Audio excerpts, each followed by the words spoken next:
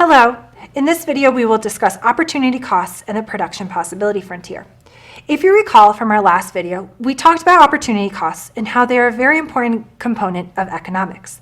When we make a specific decision, that decision comes at a cost, the cost of what we've given up to make that choice. That is our opportunity cost. Today, we're going to apply the concept of opportunity costs to the production possibility frontier. The production possibility frontier looks at the combination of goods that can be produced given all of the available resources in an economy. Specifically, it looks at the resource allocation in an economy between the production of two goods. To produce more of one good, we will need to produce less of the other. So, let's look at the PPF curve. Here you can see on the x-axis we have good x, and on the y-axis we have good y. The PPF curve represents the possible production points of some combination of good x and good y. Along the PPF curve, such as points A, B, and C, we're using all of our available resources for production. These are considered efficient points of production. If we think about a point such as point D, we are producing inside the PPF curve, and we're not using all of our available resources. This would be an inefficient point of production. We could produce more simply by using all of our resources. And lastly, a point such as point E would be impossible. We simply do not have enough resources to produce at this point. The only way we could get to point E would be to have more resources available in our economy. So let's look at a numerical example here.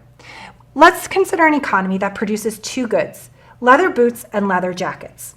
Here we have the combination of production points of boots and jackets and the allocation of resources to the production of each of them. We want to be able to draw the PPF curve based on these numbers, calculate the change in the number of boots and the number of jackets as we move from one point to the next, and understand what this tells us about opportunity cost. So let's start. As you can see in this graph here, our PPF curve, this is plotting the points that we see in the table. Point A, B, C, D, and E. What we see is that as we produce more boots, we need to produce less jackets because we have scarce resources in our economy. Specifically, from point A to point B, 20 more boots means that we have to give up 10 jackets. Moving from point B to C, 20 more boots means that now we have to give up 20 jackets.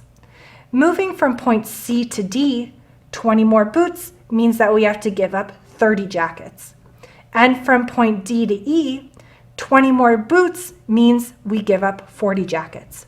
We see that the movement along the PPF curve represents the opportunity cost of producing more boots. What we see is that opportunity cost rises the more abundant production we have of boots.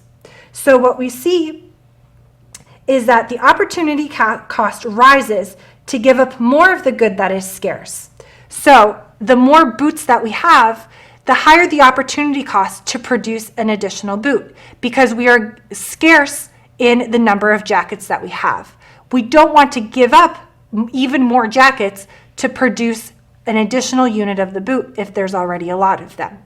On the other hand, the opportunity cost is low when the good is relatively abundant.